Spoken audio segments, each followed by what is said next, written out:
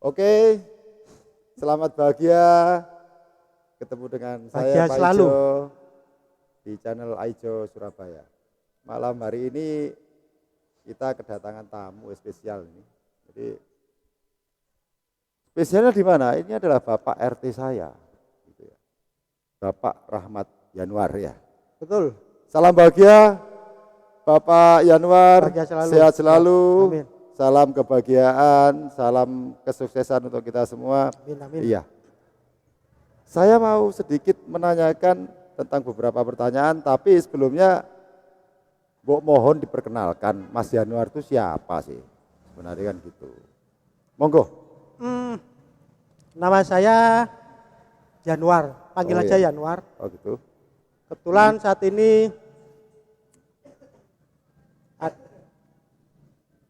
saya ditunjuk oleh warga jadi RT di lingkungan kampung sekitar ya. Oh gitu. Ya. Iya, iya. Itu suatu perjalanan tuh. Saya tunjuk jadi RT yang asal mulanya saya kurang peduli terhadap kampung. Entah kenapa warga itu melihat kok saya ini kelihatannya apa ya, sehingga orang menaruh harapan kepada saya untuk jadikan RT di lingkungan. Oh gitu. Iya, akhirnya dengan terpaksa saya mengiyakan, walaupun saat pemilihan saya nggak ada di tempat waktu itu. Saya waktu itu ada kerjaan di luar kota dan nama saya tetap tercantum dan juga memperoleh suara Jadi, dari masyarakat situ ya. Iya. Oke. Ya, itulah. Untuk pekerjaan Mas Januar ini pekerjaannya apa? Nah, pekerjaan selain tadi ada sedikit jadi RT, saya bergerak di dunia penelitian pasar atau bahasa kerennya tadi marketing riset. Marketing riset. Marketing riset. Oh, gitu. Gitu ya. Terus Sudah berjalan mulai 97 saya terjun di dunia riset sampai sekarang. Meskipun ada titik-titik jenuh, ya. tapi ya manusiawi itu. Iya. Ya kita jalani aja. Dengan perkembangan ini diharapkan tetap bisa bertahan di dunia itu sih, karena saya untuk dunia lain katanya kurang mengenal gitu. Oh, gitu. Untuk memulai ya. Ya. Ini menarik sekali.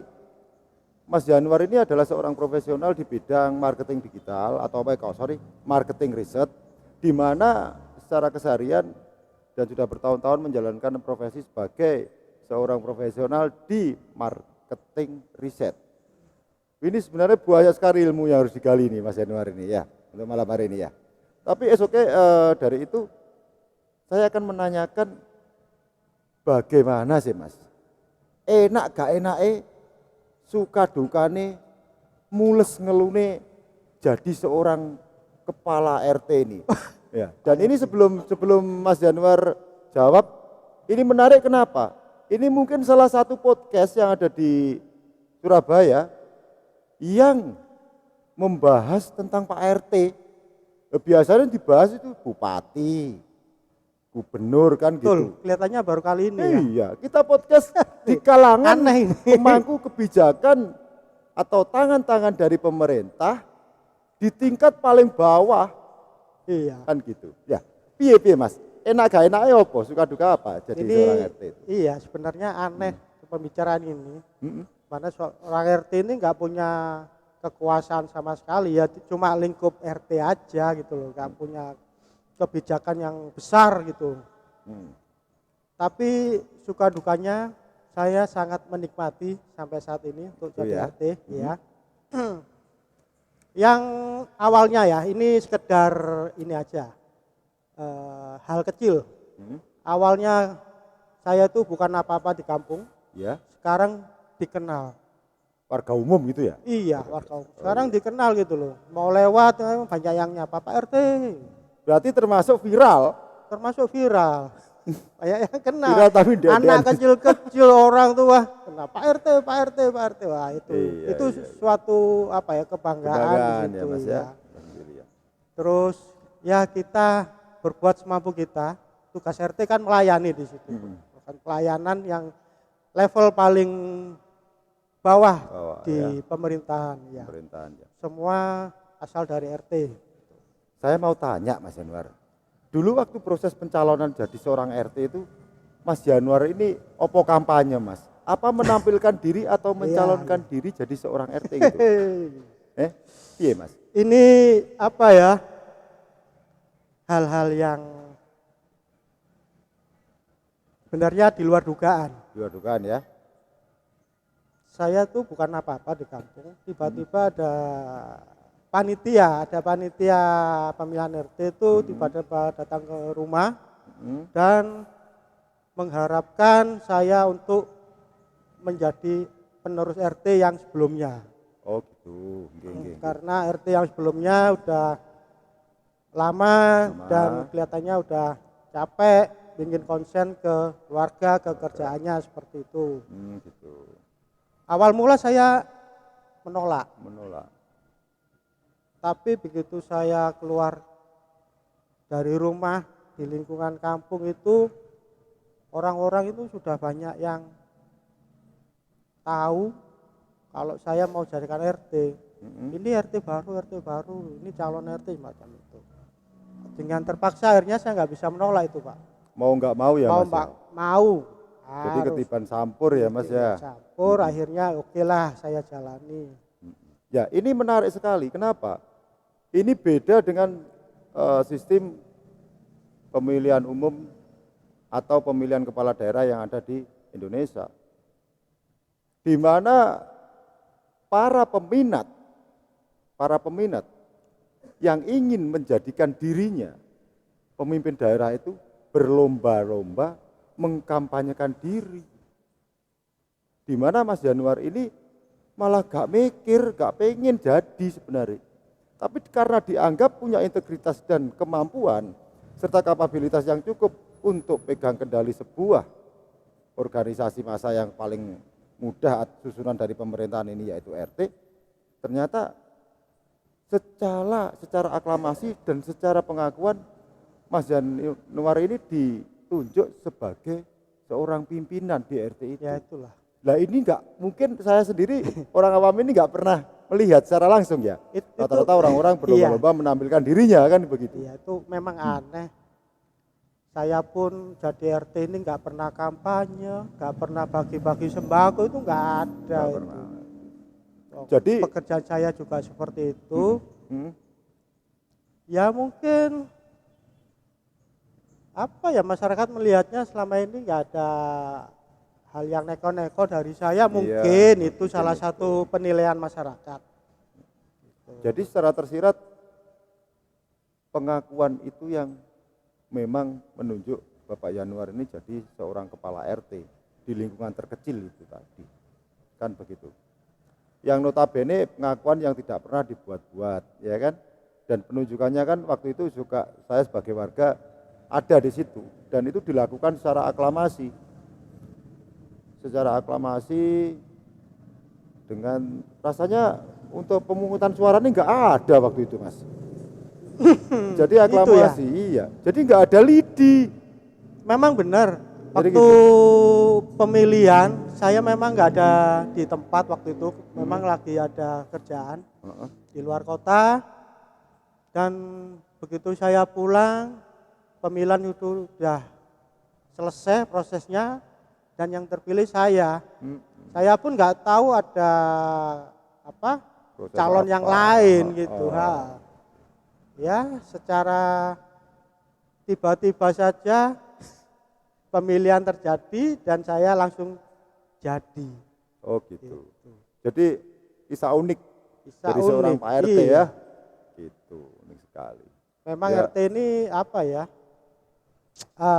Kalau orang bilang banyak susahnya Mas sebenarnya. Iya susah ya Mas. Iya, daripada yang nggak ada duitnya, ada yang bilang gitu. Loh, katanya gajian sekarang Mas. Iya, benar memang kita gajian, tapi berapa sih? Oh gitu. Tapi ya kita syukuri aja Mas. Iya. Itu merupakan rezeki Iya. kita terima. Ya paling Tapi tidak, mohon maaf saya sedikit potong, paling tidak terima kasih pada pemerintah daerah sudah mengapresiasi betul, betul, betul. bapak-bapak RT yang ada di Surabaya pada khususnya. Betul. Kan gitu.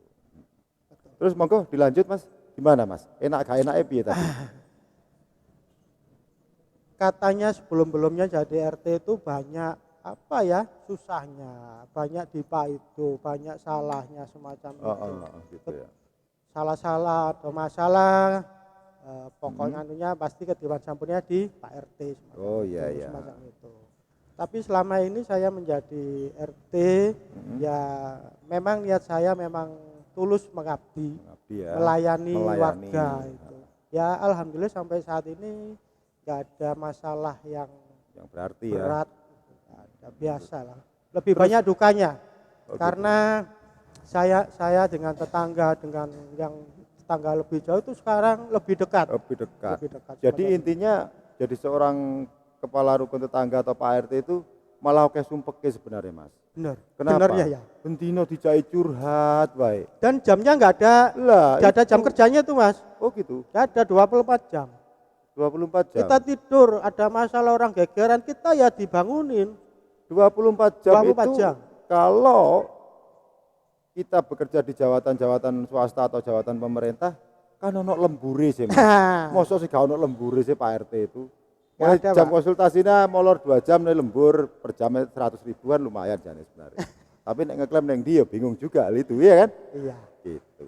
Kita nggak ada. Kita benar-benar tuh 100% tuh pelayanan. Pelayanan. Oke. Untuk nilai apa ya? Ya anggap aja gajian seperti itu. Ya kita kadang-kadang kembali ke masyarakat. Oh kembali masyarakat ya. Ya intinya positif Untuk thinking kegiatan, aja, iya. ikhlas melakukan semuanya. Jadi RT itu senangnya gini, nanti yang penting warganya guyup, kampungnya lebih indah, lebih bagus, itu udah suatu kebanggaan menjadi seorang RT. Oh gitu. Itu gaji apa ya? Gaji yang paling tertinggi. Jadi apresiasi yang tertinggi itu sebenarnya lebih Itu ke iya, penghargaan. ke penghargaan. Secara mungkin Betul. kasat mata kampungnya lebih maju. Betul. Iya. Meskipun tidak dikasih sertifikat atau penghargaan tertulis dari pihak yang terkait gitu ya Mas ya. Betul. Oh gitu. Terus jadi seorang Pak RT ini kan banyak sekali keluh kesah. Banyak sekali setiap harinya menerima masukan dari warganya. Gitu. Tentang ini satu Mas, ini sedikit gak politik sih sebenarnya, ini adalah saya sebagai orang biasa, orang umum tanya aja ke Pak RT. Apa banyak yang mengeluhkan waktu minyak goreng ini naik, Pak RT? Kebetulan lingkungan terdekat ya, Ya terdekat aja yang RT pernah terutama. saya dengar, untuk masalah minyak ini memang jadi problem untuk ibu-ibu rumah tangga sebenarnya. Kalau bapak-bapak nggak ngurusin itu Mas, terutama ibu-ibu. Jatahnya pancet gitu aja. Iya. Bapak-bapak kasih jatah sekian, nggak tahu itu nilainya berasnya mundak, minyaknya mundak gitu. Ibu-ibu yang ngeluh sebenarnya. Apalagi kemarin 1 bulanan atau terakhir ini ya, 1 bulan terakhir ini minyak kan harganya Iya. Harganya sudah lebih harganya daripada- mahal, nggak ada di pasar. Loh, itu yang justru yang baik, Mas. Itu. Iya. Kasihan. Kalau mahal ada di pasar, itu wajar. Yang paling baik sebenarnya waktu kenaikan harga itu diikuti atau disertai kelangkaan barang itu. Biarnya apa? Biar apa? Ya biar sekalian nggak terbeli. Jadi kan uangnya malah nggak hilang untuk beli minyak itu. Ada benernya juga sebenarnya. Ya ini kan guyon Mas. Kan Iya bukan betul, gitu. betul. Memang ada alternatif pengganti minyak, bisa direbus, bisa. Tapi masyarakat kita lebih apa ya, untuk makanan sehari-hari pasti ada, gorengan-gorengan tuh pasti ada, dan pasti menggunakan minyak itu loh. Iya. Itu betul. pasti. Meskipun minyak untuk kesehatan juga nggak baik juga sebenarnya. Sebenarnya baik buruk itu tergantung konsumsinya Iya, berapa kan. konsumsinya. Gitu. Tapi paling tidak kan kita juga membutuhkan suatu minyak nabati untuk pertahanan tubuh, Iya. kan begitu. Untuk pertumbuhan juga. Yang Tapi saya nek kan terlalu soal banyak minyak juga ini nggak baik. juga apa ya, yang orang-orang atas ini nggak ngasih solusi yang terbaik, tapi malah apa ya, membuat resah sebenarnya. Nah ini menarik ini, statement terakhir. Siapa sih yang resah? Ya Siapa yang masyarakat. membuat resah? Resahnya bagaimana? Kan gitu. Minyak ini semacam kebutuhan apa ya, primer, karena sehari-hari dibutuhkan, Heeh, digunakan gitu. iya. Saat itu langka, ya orang-orang pasti akan mengalihkan ke bentuk menu masakan yang lain, tapi kurang sesuai mungkin gitu Makso loh. ya Mas ya. Makso, kurang Makso. nggak sesuai selera. Jadi antara selera dengan perut Dengan akhirnya kelangkaan lebih itu diutamakan orang-orang perut atas gitu. itu menyiasatinya semacam alah kan ono minyak, ono liyane gitu loh. Jadi statement-statement dari orang-orang yang pemangku keputusan atau orang-orang yang di Iya, atas itu malah lucu terkadang Mas. lucu. Gak ada minyak suruh rebus. Ya, Lah permasalahannya sekarang kalau kita jual lumpia rebus apa laku? Itu kalau pedagang ya. iya. Terus kalau kita mau makan kan gitu.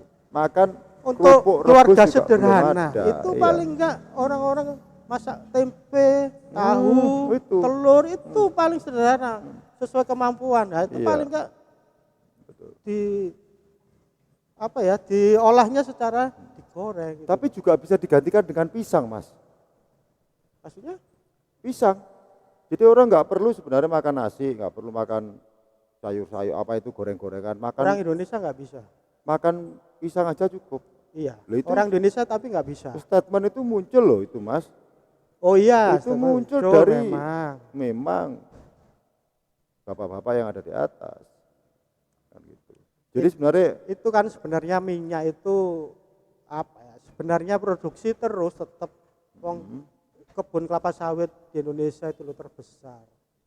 Kenapa negaranya sendiri nggak kebagian? Terus kemana? Akhirnya ditemukan ke luar negeri. itu kan isu. Itu Ada kan menurut beberapa informasi dari peti YouTube. kemas yang ditemukan akan dikirim ke luar, semacam itu. Ini menarik karena tingkat aktualisasi Itu informasi yang saya terima di berita semacam itu. gitu. Karena Mas Januari juga seorang profesional di bidang marketing riset, pada akhirnya juga meneliti hal-hal kayak gitu. Akhirnya tahu informasinya kayak gitu. Tapi oke, dari apa yang kita bicarakan malam hari ini sebenarnya secara tersirat masyarakat ini keberatan ya Mas ya dengan naiknya minyak itu. Terus terang ya, Keberatan. keberatan ya.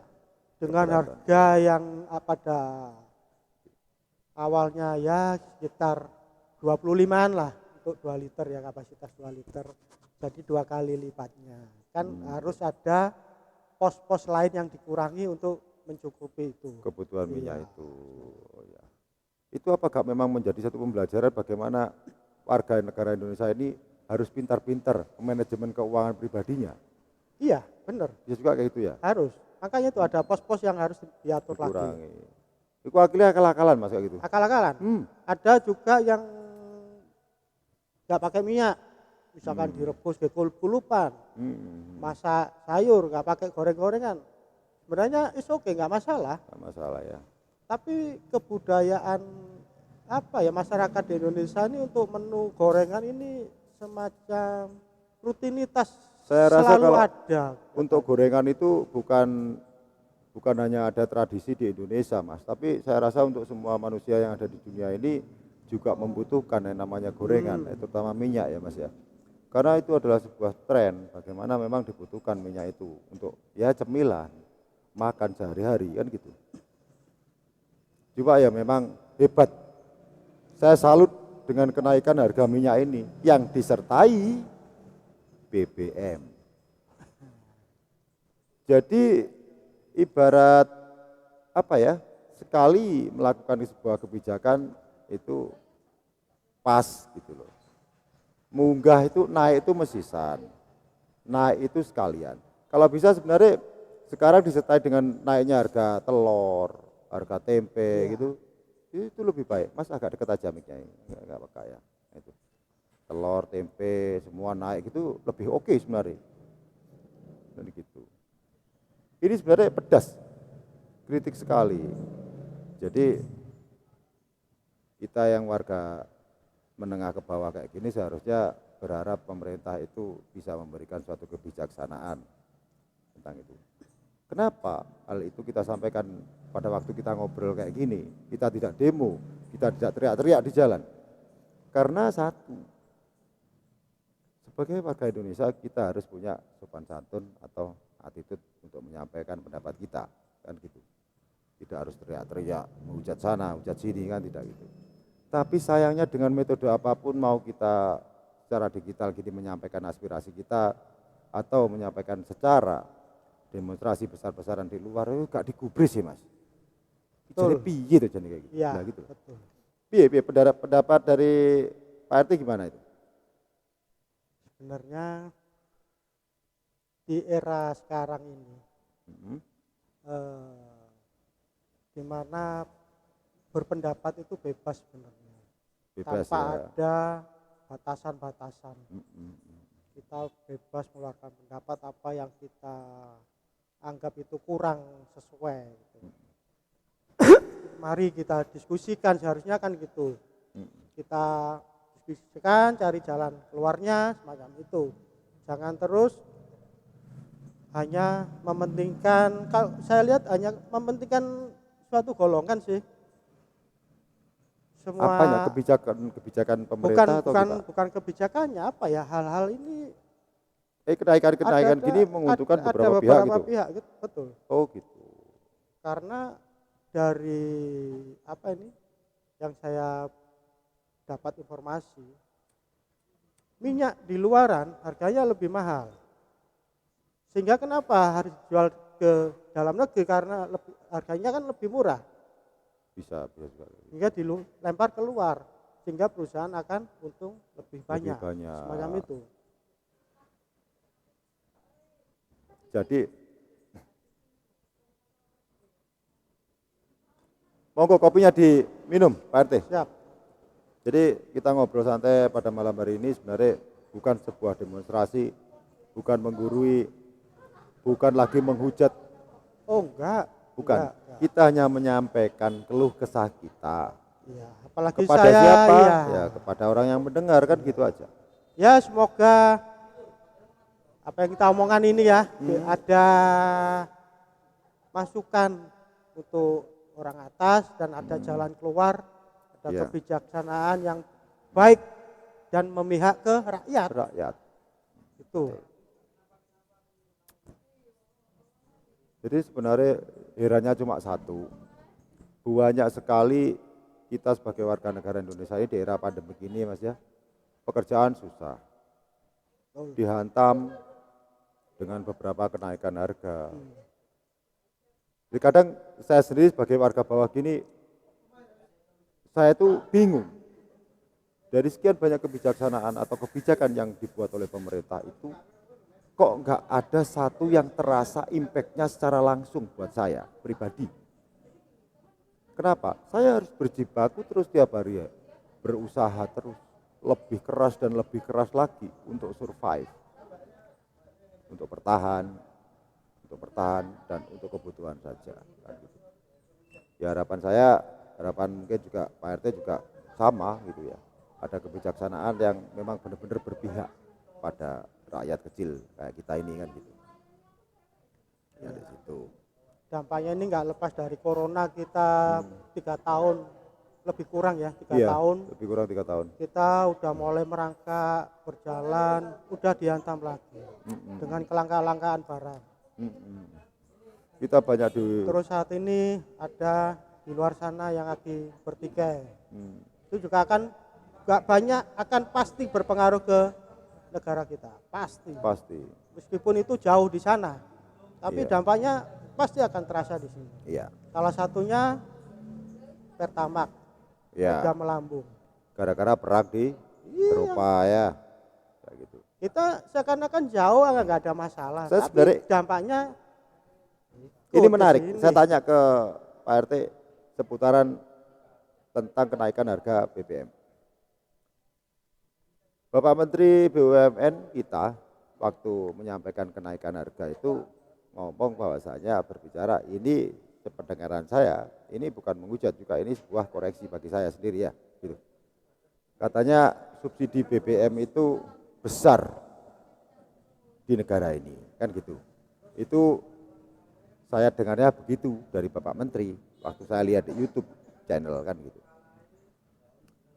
Apa memang waktu subsidi itu besar, para pemangku kebijaksanaan itu rugi? Itu pertama, pertanyaan saya ke Pak RT. Apa memang subsidi itu dibebankan di kantong-kantong pribadi pejabat di negara kita, atau murni dari pendapatan negara kita? Menurut Mas Januar gimana? Kalau berbicara, kalau pemerintah berbicara untung rugi itu sebenarnya nggak baik lah. Nggak relevan ya? Iya, nggak relevan. Karena untuk kebutuhan rakyat itu nggak ada untung rugi. Iya. Kalau bisa bagaimana rakyatnya bisa sejahtera, itu yang Sejahtera. utama. Sebenarnya seperti itu. Soalnya untuk rugi apa ya, sumber daya alam kita itu sebenarnya berlimpah. Berlimpah ya. Tapi pemanfaatnya kurang maksimal atau lebih untuk saat ini lebih dikuasai oleh luar kalau saya lihat, sehingga hasilnya akan nggak kembali ke rakyat seperti itu. Oh begitu. Menurut saya seperti itu. Dan untuk minyak pun memang subsidi ada, yaitu Pertalite. Itu memang yang subsidi. Kalau untuk Pertamax kan enggak. Memang ya. itu harganya sesuai pasar. Sebenarnya enggak ada masalah, tapi menjerit juga saat motor-motor ya, atau mobil yang biasanya konsumsi Pertamax diisi Pertalite itu Performanya beda. Jadi sebenarnya kenaikan BBM ini terutama di segmen pertama. Ya akan kita ini atur juga, akan kita oplos kah, akan kita bergantian semacam itu. Jadi sebenarnya kalau menurut saya waktu pemotongan subsidi itu mungkin juga yang mendapatkan benefitnya secara tidak langsung orang-orang yang punya kemampuan ekonomi bagus. Contoh gini, kalau orang-orang mobil bagus tahun 2020 kan diharuskan pakai Pertamax. Karena mahal akhirnya apa nggak bisa dipaksa dengan Pertalite? Bisa. Karena mobil itu sebenarnya kemampuannya cukup, mau dikasih BBM Pertalite Pertamax mungkin masih bisa jalan. Kan gitu. Nah, pada akhirnya mereka yang punya ekonomi baik itu juga akan kembali ke Pertalite lagi. Ya mungkin belum tentu Pertamaxnya laku. Karena orang-orang minded bahwasanya harus Pertamax itu saya rasa juga nggak banyak. Kalangan ekonomi apapun loh ya itu, menurut saya gitu. Ya. Di mana ada mobil pribadi, ada mobil operasional, di mana operasional mau nggak mau pasti akan pakai Pertalite, rusak yopir lah mas kan gitu. Jadi pada akhirnya sebenarnya malah lucu juga. Gitu.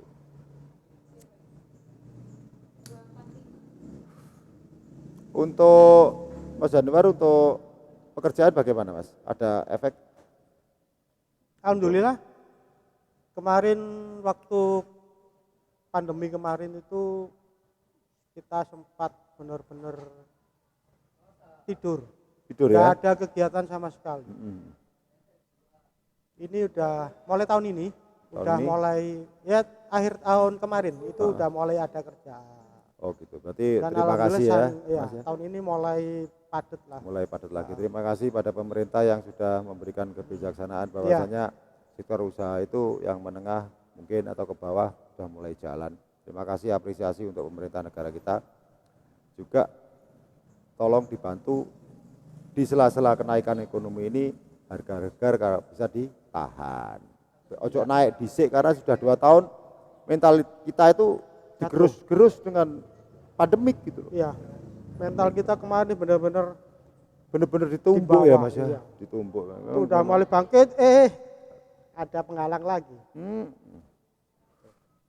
Agak-agak apa ya? Ya susah lah. Susah ya.